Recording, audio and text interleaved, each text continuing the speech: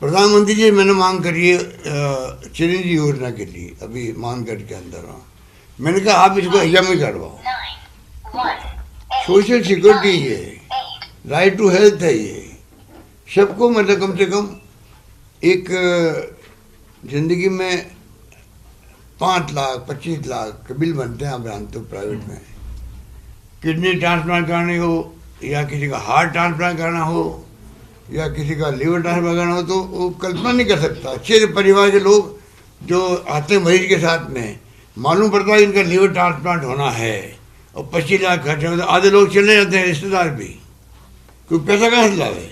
अब हमने कर दिया कि 10 लाख के बीमा के अलावा भी अगर हार्ट ट्रांसप्लांट है या किडनी ट्रांसप्लांट है या लीवर ट्रांसप्लांट है, अगर किसी परिवार पे आफत आ गई, वो पैसा भी सरकार देगी। अब इससे ज़्यादा क्या हो सकता है? हिंदुस्तान में, दुनिया के किसी मुल्क में नहीं होगा ये।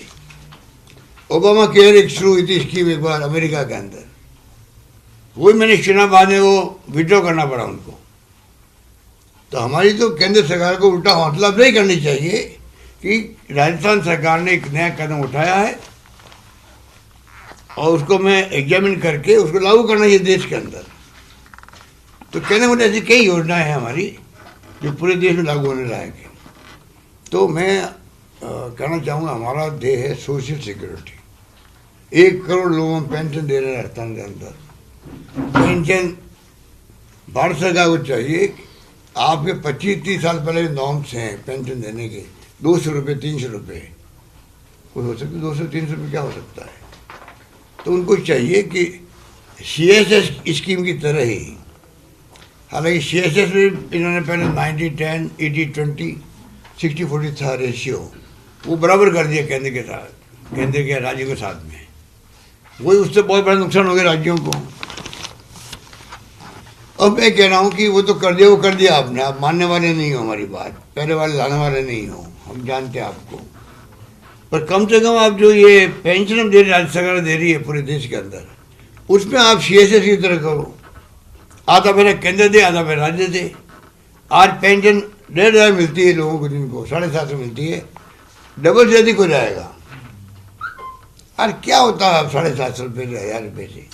ये तो सम्मान है बूढ़े लोगों का और विधवाओं का, और भाई चलो गवर्नमेंट इनका थोड़ा ध्यान रख रही, थोड़ा बहुत काम चलता उनका, परिवार में मान सम्मान बढ़ता उनका। भाई चलो कम से कम दादा दादी है तो पोता पोती आगे भी फिरते रहते हैं कि भाई दादा दादी को खुश रखेंगे तो 5-10 रुपये में इनाम के मिलेंगे। बहुएं भी जो है, बहुओं से बाबा पैरा मांगना नहीं पड़ता है बूढ़े लोगों को। उनकी बहन समाज में क्या कहता है, आप हड़ोती के अंदर कोई बेटी आती है ससुराल से, बेटी के बेटे बेटी आते हैं, तो नाना नानी चाहते भाई मैं कुछ पैसा दूं मेरी बेटी को या नाती को, पहले होते नहीं क्या दे, तो बहुओं से मांगते, बहुआ के बार मुँह चढ़ा लेती है। बात छोटी सी है, परंतु ये मायने रखती है कि दादा दादी के पास पैसा है तो 100 का नोट पकड़ा देगी अपनी बेटी को, 10-20 रुपये दे देगी नाती को। तो ये छोटी बातें हैं, इसका एक कॉन्फिडेंस बढ़ गया, 1 करोड़ हम पेंशन दे रहे हैं। ऐसी कई स्कीम हमारी है। बिजली के बिल हमने 1000 रुपये किसान को देने लग गए, 8 लाख किसानों के बिल 0 आ रहे हैं। अब 50 यूनिट हमने ख़त्म कर दिया, निःशुल्क कर दिया, और 300 यूनिट तक दाम कम कर दिए, रेट कम कर दी। 45 लाख ऐसे उपभोक्ता है राजस्थान में जिनके 0 बिल आने लग गया। ये सब सोशल सिक्योरिटी है। महंगाई बहुत भयंकर है, इसलिए सोशल सिक्योरिटी का ज़माना आ गया है। केंद्र को चाहिए, पूरे देशवासियों को, दुनिया के मुल्कों में है, कोई भी परिवार वहाँ पर तकलीफ में नहीं है। जैसी जैसी हैसियत है उनको वीकली पैसा मिलता है, जिससे कि ज़िंदगी गुजर आराम से कर सके। पैसा वही लेगा वीकली जिनको वास्तव में तकलीफ है जिंदा रहने की, परिवार चलाने, वो तो लेगा। पैसे वाले थोड़ी आके वहाँ एप्लीकेशन देंगे वहाँ पे। तो ये टाइम आ गया, 21st सेंचुरी में चल रहे हैं। ये राजीव गांधी के कारण ये मोबाइल और इंटरनेट की सेवाएं आ गई, कंप्यूटर आ गए, तो आज आपको कुछ जानकारी मिलने लग गई। हम विज्ञापन क्यों देते हैं? आज पंजाब और कई राज्य सरकार, केजरीवाल जी, यूपी भरमार विज्ञापन की पूरे हिंदुस्तान में जाती है। हमने भी 2-4 विज्ञापन, 5 विज्ञापन दे दिए। हमारे में उन्हें फ़र्क है, वो तो खाली एक स्कीम का प्रचार करते हैं हम वो देते विज्ञापन जिससे कि पूरे हिंदुस्तान के अंदर लोग वहाँ पढ़े, अपनी सरकारों पर दबाव बनाए। ये डेमोक्रेसी का कायदा होता है। हमारे विज्ञापन पढ़ कर ये कहेगा वो, भाई आप क्यों नहीं ये चेंज योजना लाते हो हमारे यहाँ पर, आप क्यों नहीं ये स्टेट गवर्नमेंट ने जो स्कीम बनाई है, हमने सब स्कीमों की विज्ञापन दिया अभी 3 दिन पहले, उनसे दबाव पड़ेगा उन राज्य सरकारों पर, तो वहाँ के आम लोगों को फायदा मिलेगा, इसलिए हम लोग प्रयोग कर रहे विज्ञापन देते हैं। तो मेरा मतलब कहने का था, अभी हमने बड़े बड़े फैसले किए, 3 लाख से अधिक नौकरी देना किसे कहते हैं। अब लाखों लोग नौकरी के लिए आते हैं, सबको दे नहीं सकते सरकार। 3 लाख देंगे तो जिनको नहीं मिलेगी वो कहेंगे पूरी नौकरी नहीं मिली। पर कम से कम आज एक स्टेट गवर्नमेंट ऐसी है देश के अंदर 1,30,000 नौकरी दे चुकी है। 1 लाख लगभग 25,000 नौकरी चल रही है, इंटरव्यू चल रहे हैं, उनके एग्जाम चल रहे हैं, और 1 लाख मैंने घोषणा कर रखी। इतनी बड़ी तादाद में हम लोग नौकरियाँ दे रहे हैं। पेपर लीक हुए, 22 पेपर लीक हो गए गुजरात के अंदर। हमने पेपर लीक हुआ, जेल भेज दिया। किसी राज्य में शायद कोई जेल में नहीं गया होगा, खाली केस दर्ज होते हैं, जांचें होती है। आर्मी तक में पेपर लीक हो जाते हैं, हाईकोर्ट के जो एग्जाम होते हैं उसमें पेपर लीक हो जाते हैं। और आप देखते हो अभी भी हड़ताल हो रही थी वकीलों की। कहने का मतलब ये काम बहुत बड़ा ना, आजकल लोगों में इतना फ्रस्ट्रेशन है, नई पीढ़ी को नौकरी मिल नहीं रही है, महंगाई का जमाना है, तो ये काम करने वाले कौन है? कोई बाहर थोड़ी आते लोग, हमारे लोग हैं जो गैंग बना लेते हैं। ये जो एंटी सोशल एलिमेंट कहलाते हैं आज के ज़माने के अंदर, चाहे वो कोई घटना दुर्घटना करते हैं, गुंडागर्दी करते हैं या लूट मार करते हैं, कौन लोग हैं ये? नए नए लड़के, यंग लड़के करने लग गए। तो ये हालात जो है उसको मैं समझता हूँ केंद्र को भी समझना चाहिए किस प्रकार से वो आगे आए। तो ये टोटली कहने को बहुत सारी बात। अभी चिरंजीवी योजना है, मैं आपको फिगर का रात को दिया था, पर देखा होगा आपने, 25,36,000 लोगों को, 25 लाख लोगों को ये लाभ मिल गया इसको, और 2,963 करोड़ हमारे खर्च हुए अभी तक।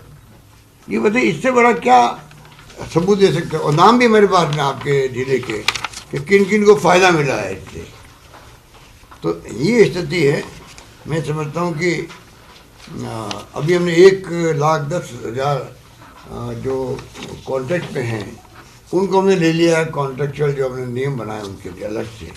अब वो क्या आगे जब नौकरी निकलेगी पक्के हो जाएंगे वो, वरना वो क्या रोज़ तलवार लटक रही थी, फिर टेम्परेरी कभी निकाल देंगे टेम्परेरी।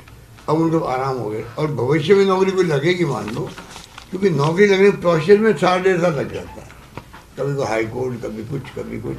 तो कम से कम अब हमने सिस्टम बनाया है, अभी 10,000 इंग्लिश टीचर ले रहे हैं हम लोग, तो उसी स्कीम के अंतर्गत ले रहे हैं, जिससे कि पहले से SC, ST, OBC, EWS जो है उन सब का जो आरक्षण है वो पहले से तय हो जाएगा। तो जब नौकरी में आएंगे कॉन्ट्रैक्ट लेवल द्वारा, ये नई सर्विस द्वारा, तो बाद में जब ये पक्के होंगे तो इनको कोई तकलीफ ही नहीं आएगी। तो ये तमाम हमने बड़े बड़े फैसले, और उनमें अफवाह फैला रहे हैं, वो पक्के होंगे, किसी के पे प्रोटेक्शन किया गया उनका। अगर किसी की तनख्वाह कम है उसके अंदर जो अभी नौकरी में है, तो उसकी नौकरी तनख्वाह बढ़ जाएगी, और अगर किसी ज़्यादा तनख्वाह तो वो कम नहीं होगी, और इन सबको OPS मिलेगी। किसान कर्जे माफ मैंने 21 लाख के किए थे सरकार आते ही। अभी तक ये ऐसे बेशर्म लोग हैं, अभी झूठ क्यों बोलते हैं ये कि कर्जा माफ ही नहीं हो रहा राजस्थान के अंदर, क्योंकि मीडिया भी दिल्ली का इनको साथ देता। आप देखते हो मीडिया दबाव में है, ED, इनकम टैक्स, CBI से इनका साथ देता है। अरे कोई मीडिया वाले तो कम से कम पता करेगा वास्तव में सरकार ने 21 लाख लोगों को दिया कि नहीं दिया, कर्जा माफ किया नहीं किया। हमारे पास लिस्ट है, ऑनलाइन है, पर फिर भी बार बार बोलेंगे, जनता भ्रमित होती है। वादा किया राहुल गांधी ने और नहीं दिया, कर्जा माफ नहीं किया, सबका कर्जा माफ किया, एक्सेप्ट जो नेशनलाइज बैंक है उनका हम कर नहीं पा रहे, तो वो मान नहीं रहे हैं। हमने कई पत्र लिखे प्रधानमंत्री जी को भी, भाई आप इनको समझाओ बैंकों को, आधा पैसा जो किसान का आएगा सेटलमेंट में वो हम दे देंगे, आधा पैसा वो कम करे बैंक। नमस्कार, मैं हूं मानक गुप्ता। अगर आपको हमारा ये वीडियो पसंद आया हो तो इसे लाइक और शेयर जरूर करें, और हाँ, हमें सब्सक्राइब और फॉलो करना ना भूलें ताकि आप देश और दुनिया की कोई खबर मिस ना करें। तो जुड़े रहिए हमारे साथ और देखते रहिए न्यूज़ 24।